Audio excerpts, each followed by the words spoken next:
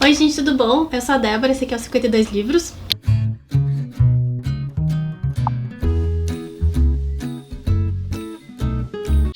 Hoje eu vou falar de uns livros que eu li ano passado, vários romancinhos.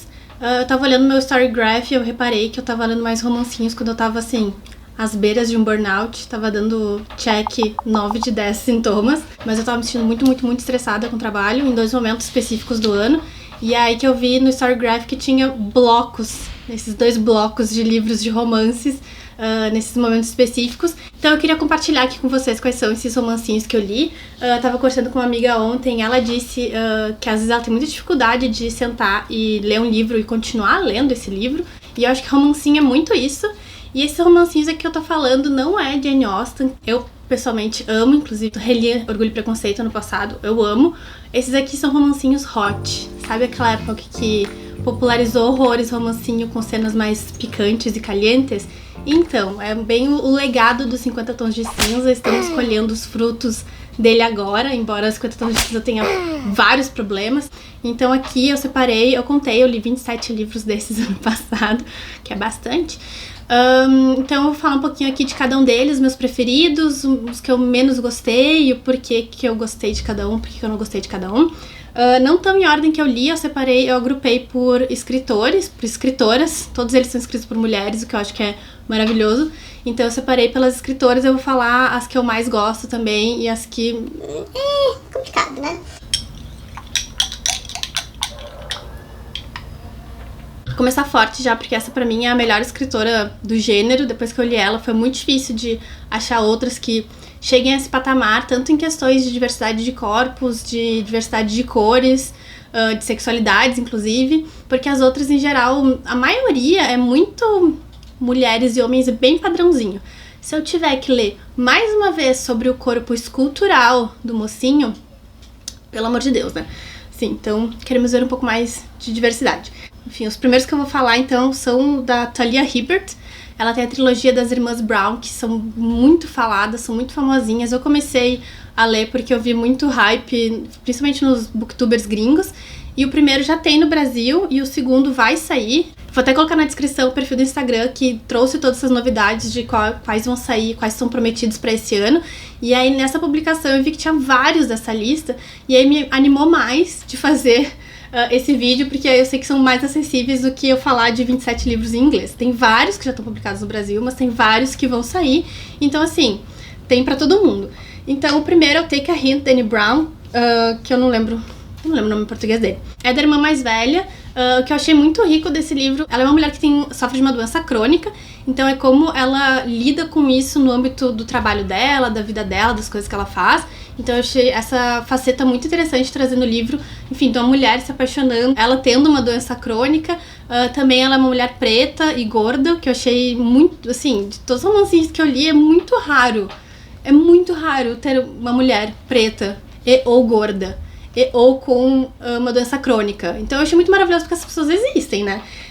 Aí tem o segundo, é o da irmã dela, que é a Chloe Brown, que, se eu não me engano, ela é uma mulher bissexual, também preta, também gorda. Ela se apaixona por um cara. Ela é uma professora na faculdade e o interesse amoroso dela é segurança na universidade. Então eles são amigos, eles sempre conversaram antes e aí, enfim... Ele tem os traumas dele, ela tem os traumas dela, mas eles trabalham sobre isso juntos. E é, tipo, muito maravilhoso. E é o terceiro, que é da Eve Brown, que ela é mais novinha. Ela foi meio que deserdada da família, porque ela nunca dava jeito na vida dela. Ela vai parar numa pousada, um bed and breakfast americano. E o cara tá dentro do espectro autista. E ao longo do livro, ela também descobre algumas facetas dela que se relacionam com isso dele. Mas eles começam muito se odiando.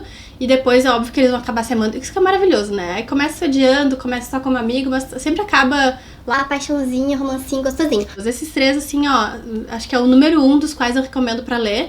Mas esses aqui são maravilhosos.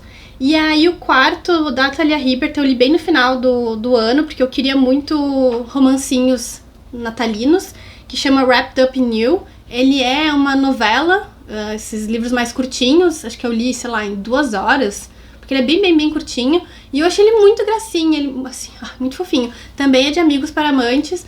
O cara, assim, a descrição parece muito Chris Evans. Eu imaginei na minha cabeça o Chris Evans. Mas eles são amigos de infância, se passa na Inglaterra. O cara fica mega famosão, mora em Hollywood há anos. E aí, mas ele sempre, tipo, teve um puta crush na mocinha. E aí eles sempre passaram os natais juntos. E aí no ano anterior ela não passou junto com a família por questões.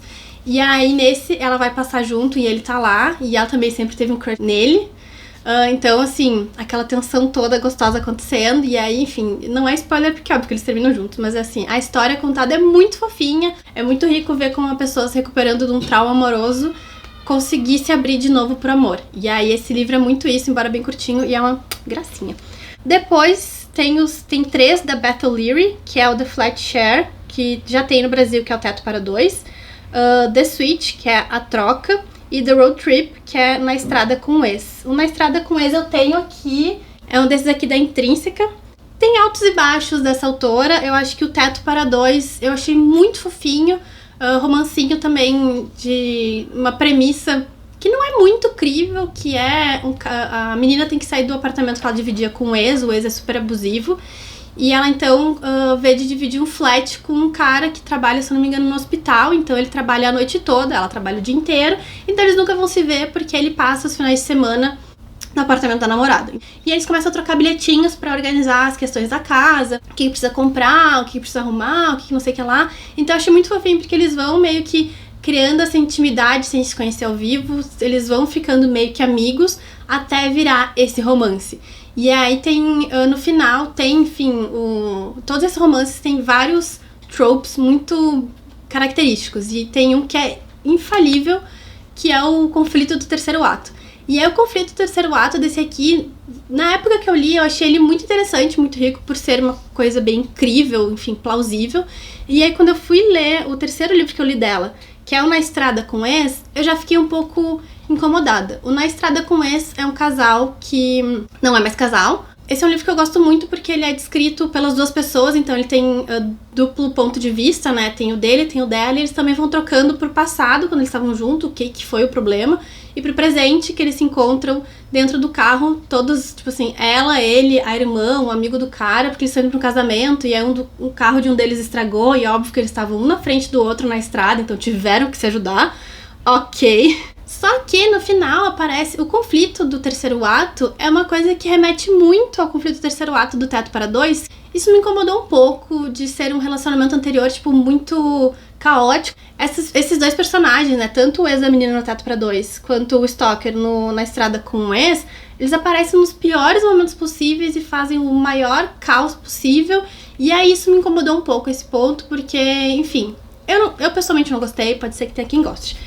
E aí, o meu preferido dela, que é o A Troca, eu tava lendo os reviews no Goodreads, não é preferido de todo mundo, mas é o meu preferido dela. E as duas personagens principais é a avó, que se chama Aileen, e a neta, que se chama Lina. E elas estão muito cansadas das próprias vidas que elas estão vivendo. A Lina por questões profissionais e por questões também ela tá passando por um luto, que é muito difícil para ela de administrar, então ela tá muito cansada da vida que ela está vivendo. E a Aileen passou por um divórcio, então ela tá bem cansada do cenário dela, que lembra tanto o ex e todas as questões que tem em cima disso. E aí um dia a avó propõe então que elas troquem de lugar, elas vão trocar de celular, vão trocar de casa, vão trocar de amigos, vão trocar de tudo. Nessa história, o que eu mais gostei foram os personagens mais velhos, tipo, todo mundo é muito fofo. Tanto a Aileen, que vai pra Londres vivendo com os amigos da Lina, quanto os velhinhos vizinhos da Lina recebem a Lina na casa da Aileen. E então essa parte dos velhinhos eu achei muito fofa. O romance que se desdobra da Aileen, né, da avó, eu achei tipo super crível, super fofo. Tem aquele... ele vai crescendo aos pouquinhos, tu vê o porquê que o amor tá ali, o porquê que não aconteceu ainda, e ele vai crescendo aos pouquinhos até as pessoas se darem conta e tal. O da Lina eu gostei mais ou menos, mas dos três eu acho que foi o que eu mais gostei. O que eu menos gostei foi Na Estrada com o Ex, eu achei ele bem esquecível, bem... mais ou menos. E o A Troca, pra mim, é o melhor dela, o que eu mais recomendaria. Aí eu li o The Cactus, da Sarah Haywood, que também já tem no Brasil. Ele se chama... eu acho que é esse aqui. Susan Não Quer Saber do Amor. Não Quer Saber do Amor. Eu achei ele absolutamente esquecível. Uma mulher de sucesso aos seus 45 anos, que tem o seu foda fixa ali, o seu amante fixo. E até que um dia, se não é spoiler, tá na primeira página, um dia o irmão dela liga e conta que a mãe deles morreu. E aí ela fica, tipo, enfim, o luto, o trauma, todas essas questões. E aí ela descobre também que ela está grávida. E aí ela tá tendo que administrar tudo isso ao mesmo tempo. E aí, claro, que aparece um romancinho. E aí, o desdobramento da história deles eu achei razoavelmente plausível, bem interessante. Mas, de modo geral, eu achei uma história esquecível que se cumpriu pra alienação só. E tá tudo bem. Eu ouvi em audiobook o The Unhoneymooners, que vai sair no Brasil esse ano. Achei péssimo. Achei não recomendo. Esse eu não recomendo, tô falando aqui só porque eu tô contando todos os que eu li. Não recomendo, achei chatão, achei a premissa absolutamente implausível, achei a construção do romance zero envolvente, o porquê que eles são inimigos é patético. Tu descobre no final, tu fica, velho, sério isso? A premissa ela é a madrinha de casamento da irmã e o cara, o mocinho, é irmão do marido da irmã dela. E aí, enfim, eles estão no casamento, ele é irmão e também best man. E eles estão no casamento, ela por restrições alimentares e ele por sei lá o que, não comem do buffet lá de frutos do mar. E aí todos os convidados, absolutamente todos os convidados têm infecção estomacal, menos eles. E aí a irmã, que ganha sempre um monte de concurso, não sei o que lá, tinha ganhado uma lua de mel. E aí, então, eles são as únicas pessoas que estão bem pra ir. Já acho complicado, porque, né, tu não consegue hoje, minha irmã, se pegar minha passagem, ela não consegue sair viajando por aí e tá tudo bem, mas ok. E aí, o conflito do terceiro ato é patético, eu fiquei muito irritada, eu fiquei, assim, completamente desnecessário. Eu também não quero dar muito spoiler, mas ela tem que mentir, como ela tá nesse contexto de que ela tá se passando pela irmã, ela tem que mentir que ela é casada. E depois ela tem que contar de que não, ela não estava casada, e aí a pessoa pra qual ela tem que contar fica puta, tipo... Ai, não, confiança pra mim é tudo, então eu não consigo, não sei se eu posso trabalhar com você. E aí depois óbvio que dá tudo certo, porque é um romancinho, mas eu achei absolutamente desnecessário. Assim, o livro inteiro é desnecessário, não recomendo. 10 de 10 não recomendo. Depois eu li... esse aqui era da Christina Lauren, que inclusive são duas autoras, a Christina alguma coisa e a Lauren alguma coisa, e eu fico chocada que precisou de duas autoras pra escrever esse livro bosta. Depois eu li o The Soulmate Equation, que também já tem no Brasil, que chama Equação Perfeita do Amor. Achei esse mais simpático, achei também ele bem bonitinho, a história dos dois é crível. A empresa do mocinho começou a fazer análise de DNA pra encontrar o par perfeito, a pessoa que tem mais chance de dar certo contigo e tal, que assim, isso é razoavelmente implausível hoje, né? Teranos manda beijos. E aí ela, por um motivo X, resolve que ela vai fazer esse exame então, e aí dá match com o dono da empresa. Então eles resolvem que vão tentar se conhecer melhor, porque pra ele é super importante no quesito de PR, pra ela que tá assim, tava ali fazendo nada, e vai ganhar uns dinheiros com isso, melhor ainda. E ela tem uma filha, que é a June, que é muito fofinha. Eu amei essa personagem, ela é muito fofinha. Eu adorei todas as interações dela com todos os personagens. Da mocinha também mora, tipo assim, vizinha dos avós, que eu também achei super fofinhos. E aí tem o conflito do terceiro ato, que é patético no outro. E nesse aqui também é absolutamente patético. Eu, pessoalmente, não gostei. Acho que tem conflitos que fazem sentido pra história e constrói a história. E eu acho que esse... não construí nada, não tinha por que tá ali, enfim, sei lá, eu detestei. Mas no geral, é um livro, esse eu recomendaria até assim, com restrições, 6 de 10. E aí eu li o Very Sincerely Yours, da Carrie Winfrey, que não tem no Brasil, não tem no Brasil, meninas. E assim, é uma escritora que eu li, já li todos os livros dela, eu acho que eu li ano retrasado e ano retrasado, todos os livros dela, e eu gostei muito, tem um que é... Meeting Tom Hanks, uma coisa assim, que é uma graça, é muito fofo.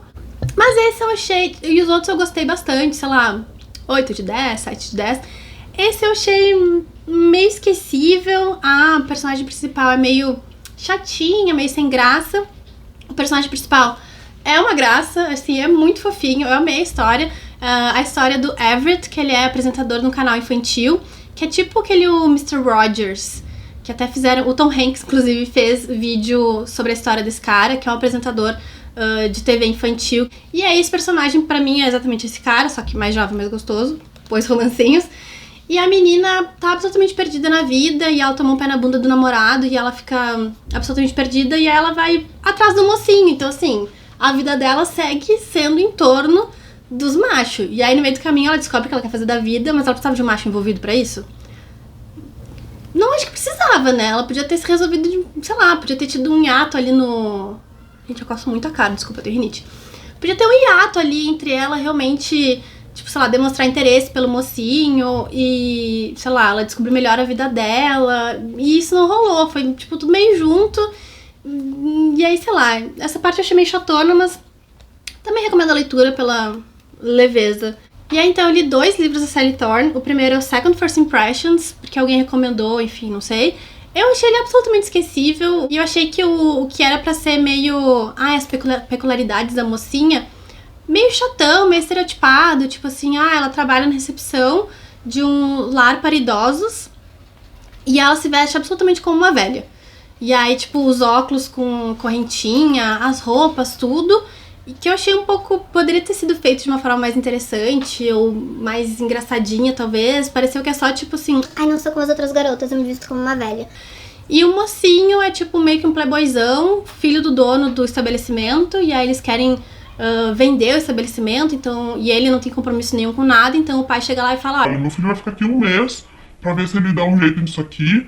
E aí ele tem que morar, tipo, na casa do lado da dela, porque ela mora no terreno desse lar de idosos.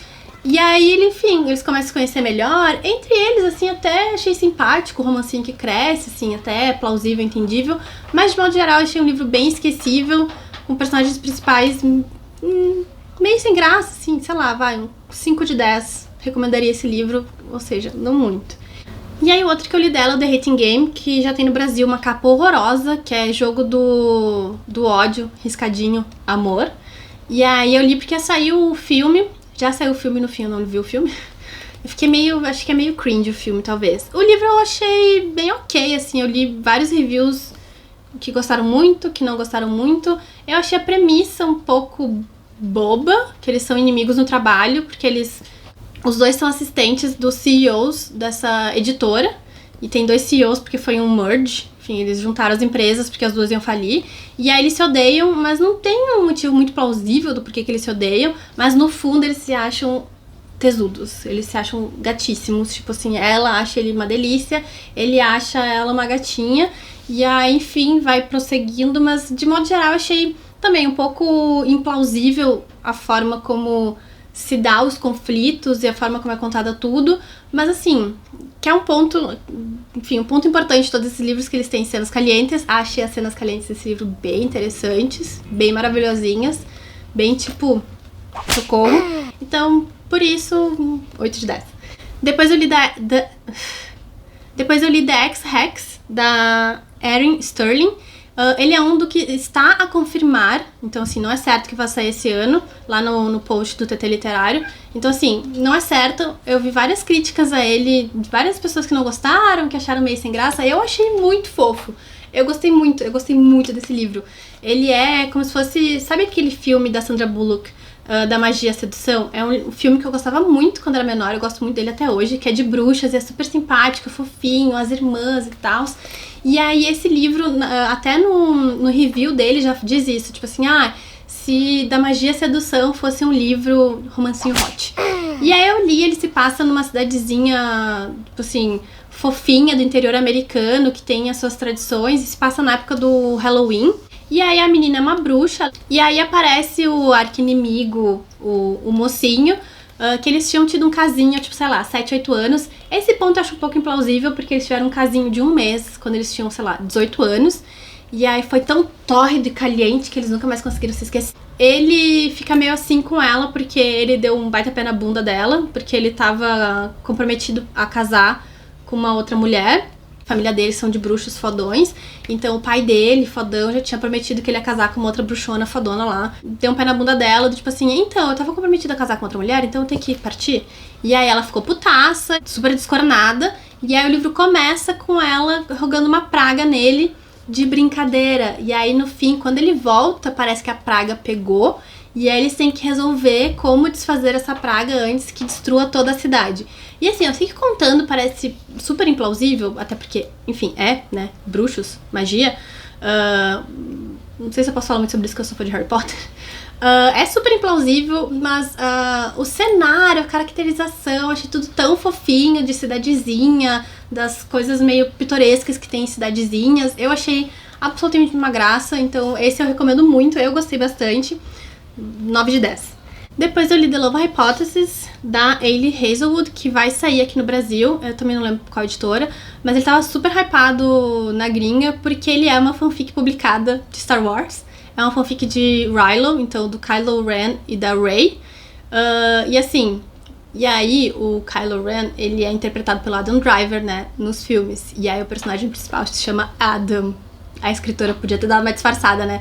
E a descrição dele, ele é absolutamente o Adam Driver, nada contra, inclusive, maravilhoso.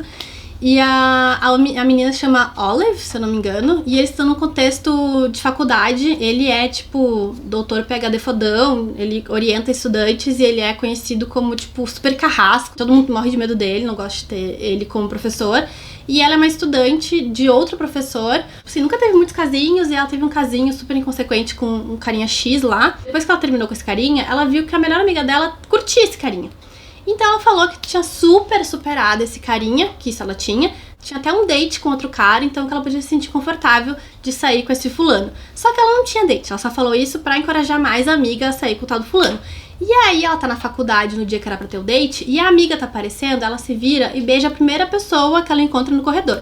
E aí o tal do fulano é quem? É Adam, óbvio. E aí, porque também, óbvio que é conveniente pra ele, eles começam então num namoro fake, porque a faculdade que ele trabalha acha que ele tá querendo não trabalhar mais lá, porque, enfim, não quer liberar fundos pras pesquisas, porque acha que ele tá muito bambambam, muito fodão, aí vão liberar uma puta grana pra ele e ele vai pra outra faculdade. Então ele quer se mostrar mais estável, então pra ele é vantajoso fake date ela, e ela acha, enfim, é vantajoso pra ela, obviamente, porque ela quer que a melhor amiga dela namore o tal do fulaninho lá. E aí, até aí, tudo bem. Só que essa amiga, toda vez que eles estão juntos, ela fica... Vai lá, dá um beijão no teu namorado, porque ele resolveu não sei o que lá. Ou então eles estão num churrasco com todos os professores da faculdade, que é pra integrar todo mundo, e ela fica tipo... Vai lá, o teu namorado gostosíssimo, sem camisa, precisa que passe protetor solar nele. Então, essa amiga fica empurrando os dois a ter mais contato físico. Essa parte eu achei muito irritante, porque assim, gata, se liga, sabe? Tipo, se as pessoas não gostam de demonstrar publicamente seu afeto, deixa eles, né? E aí o conflito do terceiro ato, assim, puro suco da misoginia, o conflito do terceiro ato, e que é óbvio que o Adam tá lá como, tipo assim, ó, junto com a mocinha, sabe? Tipo assim, ai, tudo fofinho. Eu achei, assim, tem coisas criticáveis nesse livro, mas de modo geral eu achei ele bem bonitinho, alegrinho, faceirinho, então recomendo porque ele é muito fofo. Depois eu li uma autora que, assim, maravilhosa, super recomendo, Emily Henry. Eu li primeiro o People We Meet on Vacation, que pra mim é a única forma de fazer friends to lovers, amigos a amantes, que é uma graça também. São amigos que se conhecem desde o primeiro dia da faculdade, porque eles moram na mesma cidade e a faculdade é em outro lugar. E aí, então, um fim de semana, a menina quer ir pra casa dela e ela não tem carona e ele tá indo. Então, eles vão e começam a conversar sobre música, sobre um monte de coisa. Então, eles viram super amigos. Todo verão, quando eles vão pra casa deles, eles passam o tempo todo juntos. E aí, acontece alguma coisa que a gente não sabe o que é, porque o livro também, ele fica indo e voltando pro passado pra contar o que aconteceu. No começo do livro, aconteceu alguma coisa há 2 anos, que a gente não sabe o que é, que eles não se viram mais. E aí ela tá tendo uma crise de vida e ela tava pensando no momento que ela se sentiu mais feliz na vida. Eram nessas viagens de verão que ela fazia com um amigo, porque todo verão eles faziam uma viagem. E ela pensa que então ela vai convidar ele pra fazer uma viagem uma semana antes do casamento do irmão dele, que ela foi convidada. Então ambos vão, então ela propõe e a gente começa a ver eles nessa viagem. Esse conflito de que a gente começa a descobrir o que aconteceu há 2 anos, esse tesão recolhido que eles têm um pelo outro, e as coisas começam a acontecer, obviamente, tem o conflito, óbvio que tem o conflito, mas acaba tudo bem, porque é disso que a gente gosta. É super crível a premissa, é super crível, enfim, tudo que acontece, os perrengues de viagem, assim, eu achei tudo muito maravilhoso, super fofinho, recomendo horrores. Porém, não tem no Brasil. Mas o outro dela que eu comprei depois, que é o Beach Read, vai sair esse ano. E aí eu comprei ele físico. Depois que eu li o People on Vacation, eu comprei esse que eu pensei, não, vou ter um recessinho de final de ano, eu quero muito ler ele na praia, óbvio, super, enfim, o cenário perfeito, combina super. No fim, meu recesso foi meio caótico, mas deu pra ler. Teve um dia que durante 40 minutos eu li ele na praia, então valeu. E eu achei ele muito fofo também. Essa escritora escreve muito bem, porque os personagens são personagens que tu pensa, tá, eles existiriam na vida real. O desdobramento do romance são coisas que aconteceriam na vida real, os conflitos aconteceram na vida real. O personagem principal que descobre no enterro do pai, que achava que o pai, assim, ela é escritora de romances, e a January. E aí porque ela sempre acreditou muito no romance dos pais, tipo, de que eles tinham um casamento perfeito. Ela lembra quando era pequena que eles se separaram brevemente por uns meses, e aí eles voltaram juntos, e aí a mãe teve câncer, e aí o pai tava sempre lá, tamo junto, assim, tipo, unidade familiar forte. E até que o pai um dia morre, e ela descobre que o pai, todo esse tempo, entre eles terem esse breve separação, até ele morrer, ele tinha uma amante numa outra cidade, numa cidade litorânea. E aí o mundo dela vem abaixo, e aí ela fica com bloqueio de escritora, ela não consegue mais escrever, a editora dela tá atrás dela com uma machadinha dizendo, bicha, vamos escrever, e nada acontece, até que ela resolve que ela tem então que vender. Assim, ponto importante, a amante chega no funeral e dá a chave de uma casa pra ela, tipo assim, seu pai queria que tu tivesse isso.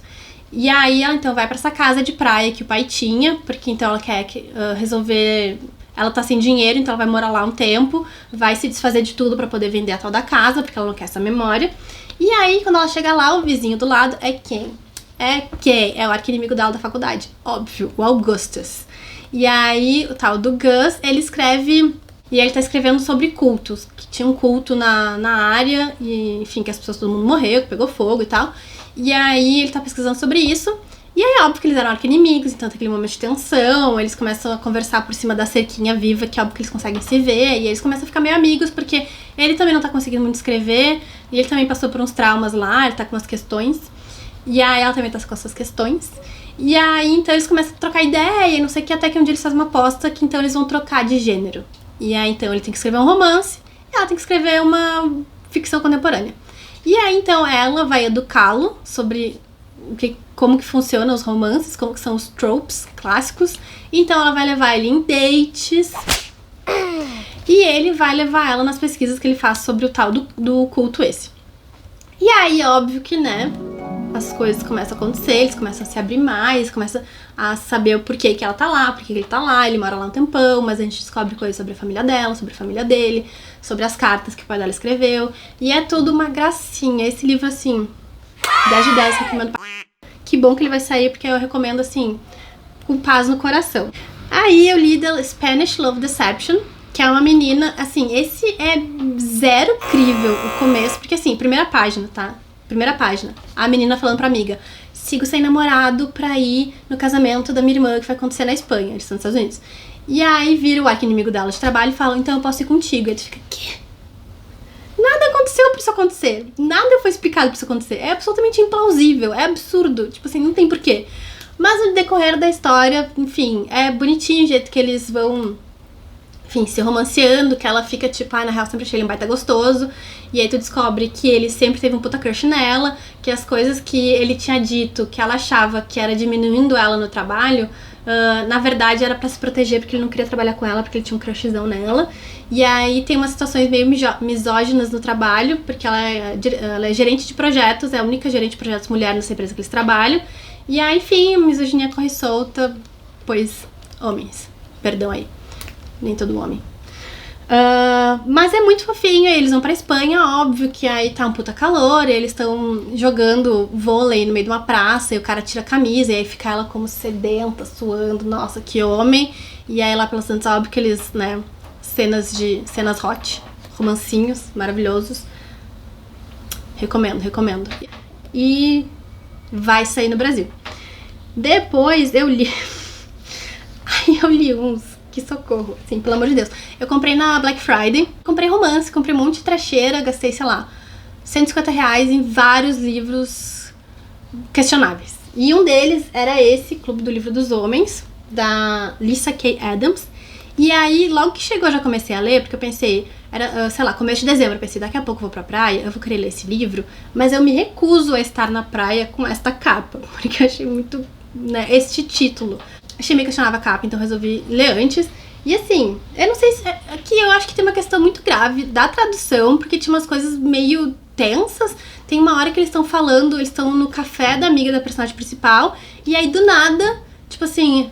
e aí eu vi um miado, e era o tijolo. E aí tu fica, que tijolo? que tijolo que tá miando? E aí no livro seguinte que aparece a dona do café, tu entende que o tijolo é um gato. Óbvio que tu entende que o tijolo é um gato nesse contexto porque tá miando, mas em nenhum momento a autora ou a tradução, como é um pedaço ali, falou então, e aí um gato sentou do meu lado, pra tu entender o contexto. Caótico, achei caótico. E tem uns momentos meio tipo, que porra é essa? Até separei uma aqui, pois a atenção dos personagens... só explicar a premissa antes. É um grupo de homens que leem romances para ajudar nos seus relacionamentos pessoais. Ponto final. E aí, esse aqui é sobre a segunda chance do amor, que assim, é um casal que tá casado, só que esfriou super, eles não se conectam mais, o cara é um jogador de futebol, tipo, riquíssimo, famosíssimo, ela é a dona de casa, eles estavam namorando há pouco tempo, ela ficou grávida de gêmeos, então eles casaram, porque isso é o que ele faz, como que ele ia deixar ela na mão, enfim, só que a partir disso a carreira dele decolou, ela virou dona de casa e ela tá frustradíssima com isso, entendo, go girl. E aí, o colega de trabalho do personagem principal fala, então, acho que tu tá precisando da nossa ajuda, nos encontre na lanchonete tal, dia tal. E aí eles chegam lá e dão um livro pra ele, tu tem que ler isso aqui, a gente vai seguir uns passos lá, e aí tu vai reconquistar o teu amor. E aí, beleza. Só que aí tem um dos amigos que é tipo... o feminista de plantão? E aí ele mete essa. Não tenha vergonha de gostar. A revolta contra o latte de abóbora com especiarias, então o pumpkin spice latte, é um exemplo de como a masculinidade tóxica permeia até as coisas mais mundanas. Se as mulheres gostam de alguma coisa, a sociedade debocha delas automaticamente. O mesmo acontece com os romances. Se as mulheres gostam, é porque devem ser ridículos, né? E assim, eu concordo 100% com ele, com o que ele tá falando, mas o personagem meter essa no meio do livro eu achei bizarro. Ok, até aí tudo bem, até que na página seguinte, os dois personagens esses, o Mac e o Gavin, um deles fala, tipo, sabe, eu poderia estar em casa transando com a minha esposa, e aí com um gritinho uníssono, Mac e Gavin se viraram pra ele. Eu falei, que homem que dá gritinho uníssono? Tipo assim... Ok, não tô dizendo que homens não podem fazer isso, mas sabe quando aqueles momentos que tu fica tipo, what the fuck? Ninguém fala assim, não, tipo, sei lá, nem mulher, tipo, se falasse, essa que é a questão. Se fossem duas mulheres com gritinhos uníssonos, eu também já acharia patético, porque que mulher que tá tipo assim... Não, só apenas não, enfim. Achei muito questionável esse livro e eu prontamente li os 3 que tem na sequência, então eu li os 4 livros. Tá tudo bem. Ai, a Manu sempre causando nos meus vídeos. Filha, vem cá. Porque assim, cada livro se trata de um casal que aparece nesse livro. Então o seguinte é a amiga do café. Aí o outro é de um outro brother do personagem principal desse, que também não tem namorada. E aí o quarto é também da irmã dela. Altamente questionáveis, maravilhosos, assim, alienação. Assim, ó, isso aqui é a versão escrita do BBB, alienação de qualidade, e esse aqui é um deles. Acho altamente questionável, mas eu apoio, recomendo. Então, esse aqui claramente já tem no Brasil, e aí eu vi que a sequência que chama Undercover Bromance também vai ser no Brasil. Então, eu acredito que eles também vão lançar todos os 4. O terceiro se chama Crazy Stupid Bromance, e aí o quarto chama Isn't It Bromantic? 1, 2, 3, 4, 5 livros da Tessa Bailey esse ano. O primeiro que eu li foi It Happened One Summer. E aí a premissa principal, a premissa é uma patriçoca louca, por algum motivo, é tipo assim, a Paris Hilton. Por algum motivo ela tem que ir pro Alasca fazer sei lá o quê. Tipo assim, enfim, tem um motivo até plausível, mas enfim. Essa questão de uma patriçoca ter que ir pro meio do nada pra ter uma elevação moral, eu acho um pouco questionável. Mas, de novo, é um romancinho, vai, até aí tudo bem. E ela conhece um pescador de siris gigantes, sei lá, é uma profissão que é super perigosa. E aí, uma questão que me incomoda muito nesse livro, e que todos os livros dela isso acontece muito, e que me irrita muito, é o quanto essa mulher dá gênero pras coisas.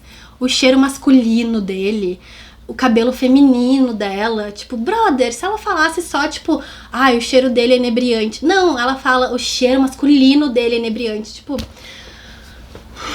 Não precisava. E aí o cara fala, as curvas femininas dela eram estonteantes. Todos os adjetivos possíveis. Não precisa falar as curvas femininas. Ele tá se referindo à personagem principal. Então assim, me poupe. Tudo tinha gênero. E aí o mais implausível ainda é que o cara tava sempre cheirosíssimo. O cara saía do barco depois de, sei lá, 5 dias pescando e o cara tava cheiroso. Não tava nem um pouquinho cheirando a peixe. As roupas dele não cheiram a peixe eternamente. De modo geral, é uma leitura que me divertiu bastante. Eu tô bem empolgada que esse ano vai sair... Aliás, ele vai sair em português aqui no Brasil. E a sequência também vai sair, está a confirmar, então não é certo. Mas a sequência nem saiu ainda nos Estados Unidos, então acho que eles viram que tá bombando esse livro, eles já compraram o direito dos dois e vão lançar aqui esse ano. Então tô bem empolgada que saiam. A sequência chama Hook, Line and Sinker, que é da irmã da personagem principal desse, que a gente já sabe até com quem que ela vai se romancear, porque é o melhor amigo do personagem principal desse. Que assim, provavelmente ela vai colocar enfiando gênero em tudo, o cara também é pescador, mas ele vai cheirar como rosas. Mas eu vou ler igual, porque assim, é alienante, maravilhoso, as cenas hot são... E aí depois eu li Window Shopping, que eu gostei bastante, que é também da Tessa Bailey, que é uma menina que acabou de sair da prisão e o sonho dela é ser vitrinista. E aí, assim, página 2, ela tá na frente de uma vitrine de Natal, criticando mentalmente tudo naquela vitrine. E aí para um cara do lado dela, absolutamente cheiroso, gostoso, bem vestido, e pergunta, o que tu acha disso? E aí, nossa, ele é o dono da loja, ninguém nunca pensou nisso, ninguém nunca adivinhou. E aí ela, sem saber disso ainda, dá as críticas dela e ele fala, você não quer trabalhar pra mim então? Porque ele gostou muito da energia dela, sem se conhecer nem nada, enfim, implausível pra... E aí, óbvio que ela começa a trabalhar, aquele clima tenso, e aí rola no escritório, e aí rola o conflito do terceiro ato, que eu achei bem plausível, por ela ser uma ex-presidiária e trabalhar numa loja de luxo, fino, não sei o que lá, enfim, tem o conflito, que eu achei plausível. Tudo se resolve, tudo maravilhoso, tudo lindo, juntos no final feliz, maravilhoso. E aí depois eu li uma trilogia, eu li fora de ordem sem querer, mas é uma trilogia que é de uma família que reforma casas nos Estados Unidos, que o irmão é mais velho e aí tem 2 irmãs mais novas. E aí o primeiro é eu não lembro mais porque eu li fora de ordem. Enfim, é das irmãs e de uma melhor amiga delas, de uma amiga delas, os 3 livros, um pra cada, né? E aí tem um que é... E aí um deles é sobre a irmã, porque ela decora essas casas pra vender depois que o irmão reconstruiu tudo. Mas ela quer fazer a reconstrução dela também. Ela também quer ter uma chance de, tipo, comprar uma casa destruída e deixar ela belíssima e linda. E aí, do nada, aparece um reality show querendo filmar, porque vai virar uma disputa. O irmão vai reformar uma casa, ela vai reformar outra. E aí, nesse meio tempo, tem um dos capatazes do irmão... mano, de novo, fia. Que é bem mais novo que ela, inclusive. Isso eu achei bem interessante. Tem esses pontos dessa trilogia aqui da Tessa Bailey que eu achei bem interessante, porque ela coloca uns balanços diferentes de relacionamento, tipo, com quem que tá o poder subjetivamente. Então ele é bem mais novo, tipo, quebrado, e ela é, tipo, riquíssima, milionária. Então, porque em geral esses livros é muito 50 tons de cinza, né? Inclusive vários que eu falei aqui, o cara é riquíssimo, cheio do dinheiro, montado na grana, e a mina meio pobrinha, dando um jeito, tipo assim, tô lidando com minhas finanças com salário mínimo por mês. E aí eu fico um pouco chateada porque, enfim, já são relacionamentos que começam com uma disparidade de poder que é bem comum. E aí me incomoda um pouco isso tá sendo reproduzido e perpetuado em romances. Enfim, esse dá uma mudada, eu achei bem interessante. Também, cenas de romance 10 de 10, maravilhoso. E aí um dos outros é uma das amigas dela que tá no casamento há anos. E aí eles ainda fazem sexo super caliente. Fora isso, eles nem se conversam dentro de casa. Ele vai lá fazer o trabalho dele, ela vai lá fazer o trabalho dela. Uma vez por semana, eles... loucamente. E aí, durante o ato, eles estão lá super, nossa, é por isso que a gente tá junto ainda, por isso que a gente se ama, porque, enfim, atração física. E aí, depois disso, ela fica super decepcionada, porque ele não conversa com ela, não se abre. E aí, o terceiro livro é sobre a irmã mais nova, que ninguém leva a sério, da família. E ela é palhaça profissional, o que corrobora muito pra família também não levar ela a sério. Além dela ser mais nova, com uma diferença de idade grande dos irmãos, ela ainda é uma palhaça profissional. E até aí tudo bem, só que o romancinho dela, o cara fica o tempo todo chamando ela de baby. E aí isso me incomodou um pouco, porque ela já é vista como criança responsável da família, e o cara fica lá chamando ela de baby. Mas todos esses livros da Tessa Bailey, eles são sempre tipo... baby girl, honey baby, fala qualquer coisa. Que é chamar de bebê, oi meu bebê, eu acho, enfim, eu não gosto. Acho meio esquisito. E são esses 5.000 horas de vídeo. Esses são os 27 romancinhos que eu li ano passado pra evitar o burnout. Então, em 2 momentos muito específicos da minha vida ano passado, eu li tudo isso. São livros que eu leio em 2, 3 dias. Em geral, eu tô lendo algum outro livro, eu pauso pra ler um desses, porque eu sei que eu vou me alienar gostoso durante 2, 3 dias. E eu acho eles se prestam muito a isso. Acho que metade dessa lista é altamente questionável e a outra metade é, tipo, só razoavelmente questionável. Os da... Sim, só um detalhe. Os da Talia Hibbert e os da Emily Henry não são questionáveis. São romancinhos de qualidade, com cenas hot de qualidade, assim, ó. Recomendo super. E é isso. É isso o vídeo de hoje. Espero que vocês tenham gostado. Se vocês gostaram, se inscrevam, deem like, comentem aí embaixo os romancinhos preferidos de vocês. Inclusive os ruins, que eu vou ler eles, que eu gosto. É importante ter umas alienações programadas ao longo do ano. Obrigada, até a próxima.